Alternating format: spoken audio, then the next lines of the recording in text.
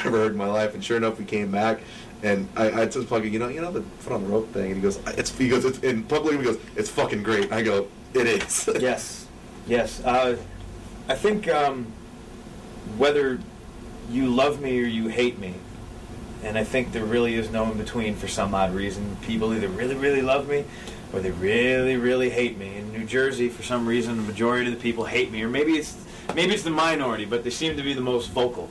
So I thought the biggest thing to do to them, to maybe hopefully give one of them some sort of coronary and perhaps kill them, would be, the biggest thing would be to come up with the best possible ways to make it look like I was winning the belt. Mm-hmm. So I had the vague idea of, I want to make it look like I'm going down to the sleeper. And then I wanted to come back from that, because then everybody's going to think, it's Triple H and he's going to win the belt and blah, blah, blah. And then fuck him every single time. That's what I like doing. You hate me? Well, I screwed you because you thought I was going to win.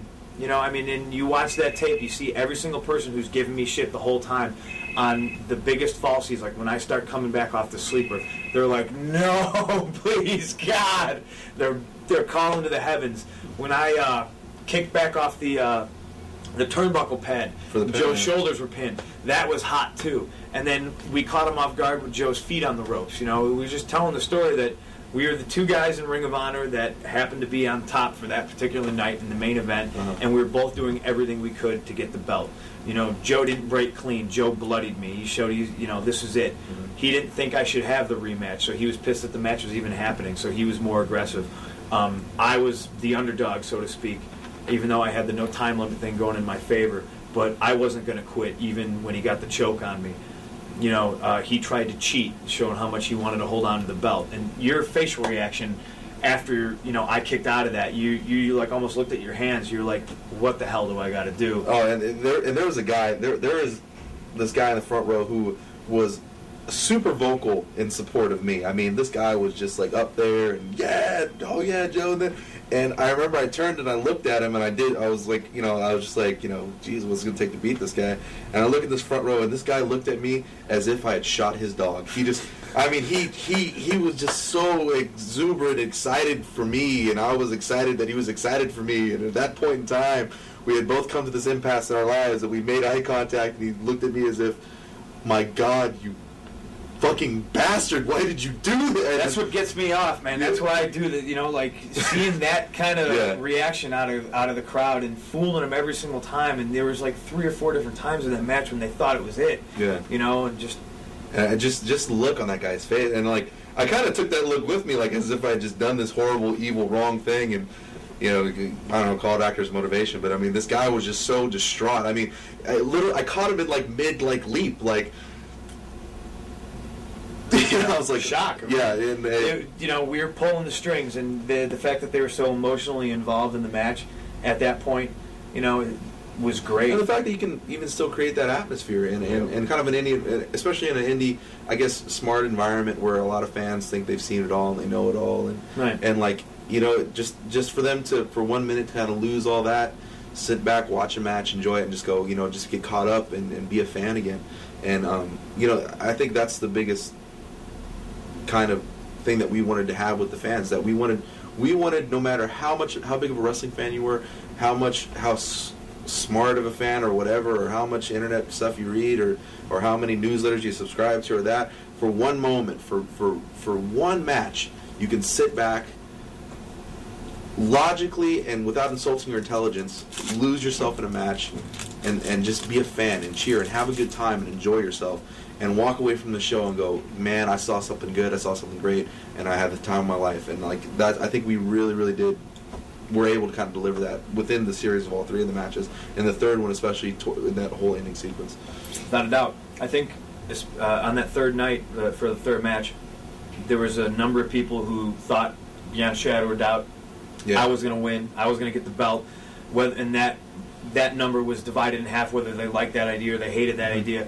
There was the other flip of the coin that knew that Joe was going to win, and maybe some of those people thought he had the belt for too long, but some of them thought he should hold on to it for a lot longer. Mm-hmm. And I think after I bust out of the choke sleeper and I kind of hulk up out of that, after Joe's feet on the ropes, after the great falsie with the kick off the turnbuckle, I think we created an environment for at least that 5 to 8 minutes where nobody had any idea what the hell who was going to win. Yeah. And that's exactly what we were striving for. So it was like the first 120 minutes of our series, and then even the first 20 minutes, so like 130 minutes of wrestling led up to the most important part, which is like the final 5 to 10 minutes of our match. No spot, nothing else meant anything more than that last 5 minutes. And the reason I said earlier, some days I'll give you a different answer, whether I like the third one or if I like the second one better. Maybe the second one's a better match, structured-wise, execution-wise. The third one is off the charts emotionally. And the way our series went and the way matches are supposed to go is you never drop. You come here, maybe you level off a little bit, you go back up, and then you peak. And it was a culmination of everything, literally months of hard work and trying to figure stuff out. And it wasn't easy, but we peaked in that last 5 minutes, and no point before that did we drop to come back up. It was a steady climb the entire time. So that last 5 minutes, we peaked, and I bust out of the choke for like the last time, and I went for that quick roll up, which was like the big Samoa Joe giant killer, and he popped my hips and grabbed that choke one more time, and he. In my mind, it was like he busted out of the choke the first time. I'm gonna break his neck, and he suplexed me, and that was it, And that was the biggest rush in the world that I've ever experienced up until this point.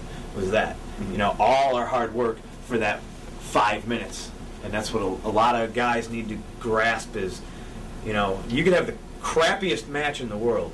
It could be full of blown spots and everything, but if you got a good finish, that's the last thing that people are going to remember. So generally speaking, there's been a lot of bad matches with great finishes, and people think they're great matches. Luckily, we had a couple of great matches with an epic finish. So I think, that's why a lot of people, are going to put us down in the history books as, comparing us to Steamboat and Flair, which is a hell of a compliment. And oddly enough, Steamboat had a hand in that. Yes. Thank you very much, Ricky. Now, Punk, excuse me, was there a finish that you had wanted to do originally that you had gotten into an argument with Gabe about?